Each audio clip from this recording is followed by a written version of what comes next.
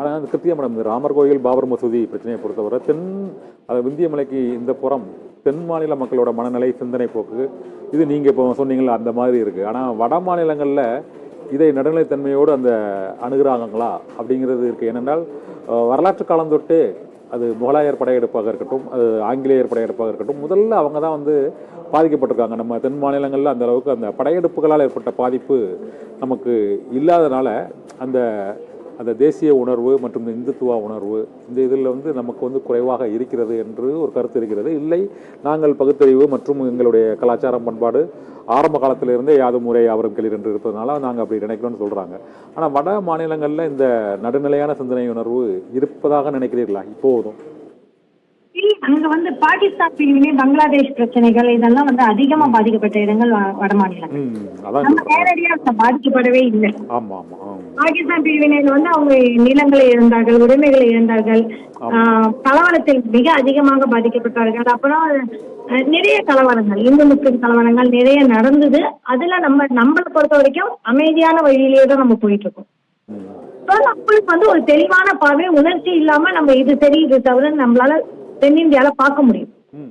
அங்க உணர்ச்சி பூர்வமாக தான் அணுக முடியும். அது அவங்களோட நியாயமா இருக்கலாம். இருந்தாலும் இந்த உணர்ச்சிகளை வெளியில வச்சுட்டு வரணும் அப்படிங்கிறது தான் நம்மளோட கோரிக்கையா இருக்கணும் இந்த சமயத்துல. ஏன்னா வரலாற்று சூழ்நிலையும் அவங்களோட சூழ்நிலை மற்றும் அவர்கள் எதிர்கொண்ட பிரச்சனைகள் அதை ஒட்டியே தான் இப்போதைய அரசியலையும் அவர்கள் பார்க்கிறார்கள். ஒன்று மற்றொன்று அந்த அரசியலை, அந்த உணர்வை தூண்டி அரசியல் ஓட்டாக்குகிறார்கள். அதிலிருந்து வட மாநிலம் விழிப்புணர்வு பெற வேண்டும். உங்க கடவுளை வச்சு ஓட்டு பண்றாங்க, உங்களோட நம்பிக்கையை வச்சு ஓட்டு பண்றாங்க, உங்களோட மதத்தை வச்சு ஓட்டு பண்றாங்க. இது நம்மளோட மதம், நம்ம ராமர் கும்பிடுறோம், நம்ம ராமதேவ சின்ன வயசுல எழுதுவோம். இதெல்லாம் வச்சு நீங்க ஓட்டாக்க கூடாது. அது என்னோட நம்பிக்கை, இது எனக்குள்ள இருக்க வேண்டிய நம்பிக்கை. உங்களுக்கு பயன்படுற ஓட்டாக்கத்துக்கும் அரசியலுக்குள்ளே வர வேண்டாம். உங்களோட வேலை என்ன? அரசியல் அமைப்பு சட்டப்படி இந்திய நாட்டை ஆளுவது. அதை மட்டும்தான் நீங்க செய்யணும். நீங்க கோயில் கட்டுறது இதுவா அரசியலுக்கு ஓட்டு வாங்குறதா, இது உங்க வேலை கிடையாது. உங்களுக்கு எல்லா மதங்களையும் ஈக்குவலா ட்ரீட் பண்ணணும், எல்லா மதங்களோட உரிமையையும் காப்பாற்றணும். ஏன் ஒரு சிறிய பழங்குடி 10 பேர் இருந்து அவங்க ஒரு மொழி பேசி அவங்களுக்கு ஒரு நம்பிக்கை இருந்தாலும் அதையும் காப்பாற்ற வேண்டிய பொறுப்பு தான் அரசு. 300 சர்ச்சுக்கு மேல இடிஞ்சு போச்சு. இன்னைக்கு கேட்க ஆள் இல்லை. 350 சர்ச்சு என்னமோ சொன்னாங்க, போட்டிருந்தாங்க. இன்னைக்கு எத்தனையோ வீடுகள் இழந்து இருக்கு, எத்தனையோ மக்கள் டிஸ்பிளேஸ் ஆகியிருக்காங்க. இன்னைக்கு ரோட்ல நிக்கிறாங்க. 60,000 பேர் மணிப்பூர்ல ரோட்ல நிக்கிறாங்க. இன்னைக்கு அதை கேட்க ஆட்கள் கிடையாது. டபிள்யூஜி நாச்சின்னு சொல்லிதான் ஓட்டு வாங்கினாங்க. இப்போ இந்த மணிப்பூரில் இருந்து மகாராஷ்டிரம் வரை இந்த பாரத் ஜோடோ நியாய யாத்திரையை ராகுல் காந்தி 16ஆம் தேதி தொடங்க இருக்கிறார். இந்த பாரத் ஜோடோ யாத்திரை ஏற்படுத்திய விளைவுகள் கடந்த சட்டமன்ற தேர்தல்களில் ஓரளவு எதிரொலித்தது. அதனை ஒருமுகப்படுத்தி கொண்டு வருவதற்கு தான் இந்த 2வது யாத்திரையை அவர் தொடங்கி இருக்கிறார்.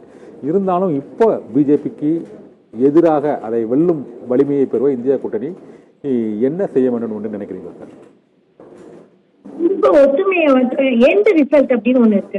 நம்மளோட கோல் என்ன அப்படின்னா, அதுக்கப்புறம் நம்ம ஆட்சியில என்ன பங்கீடு வேணாலும் பண்ணலாம், நம்மளோட கட்சியை பலப்படுத்திக்கலாம், நம்ம இன்னும் ஒரு 4 எம்பியை கூட்டிக்கலாம். அதெல்லாம் இப்ப பிரச்சனை இல்லை. 2024 நம்ம 2026, 28 கூட நம்மளுக்கு பிடிக்காட்டி வெளியேறலாம். ஆனா இந்த சமயத்துல இப்ப ரொம்ப முக்கியமா நம்மளோட மாநில உரிமைகள் தேவை, நம்மளோட மக்களோட உரிமைகள் பாதுகாக்கப்படணும், நம்மளோட அரசியலமைப்பு பாதுகாக்கப்படணும். ஏன் இந்தியாவே ஒட்டுமொத்தமா பாதுகாக்கப்படணும், ஒவ்வொருத்தரோட தனி மனித உரிமையும் பாதுகாக்கப்படணும்.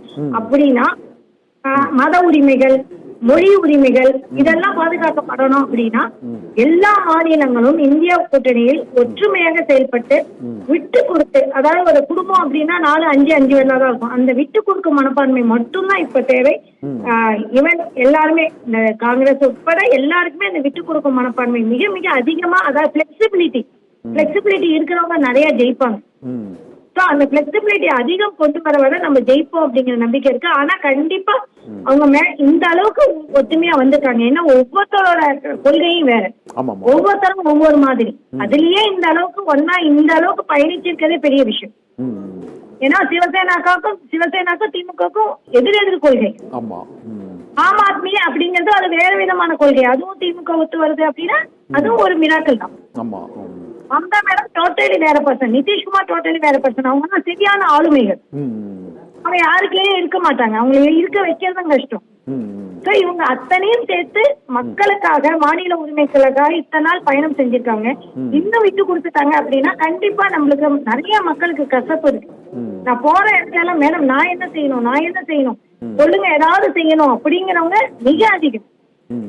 இன்னொன்னு மிக குறைவாதான் இதெல்லாம் ஏன் இப்படி பேசுற, டிவில இப்படி பேசுற அப்படிங்கறதெல்லாம் மிக குறைவாதான் பேசுறாங்க. ஆமா. ஆனா இன்னொன்னு இப்போ இந்த மக்களோட மனநிலையை புரிய வேண்டியது தலைவர்களோட கடமை. தலைவர்கள் அந்த பிளெக்சிபிலிட்டியை கொண்டு வந்து நம்மளோட இலக்கை நோக்கி பயணிக்க வேண்டிய நேரம். கண்டிப்பா அந்த இலக்கை நோக்கி பயணிப்போம், நம்ம ஜெயிப்போம் அப்படிங்கிற நம்பிக்கை எனக்கு ஸ்ட்ராங்கா இருக்கு.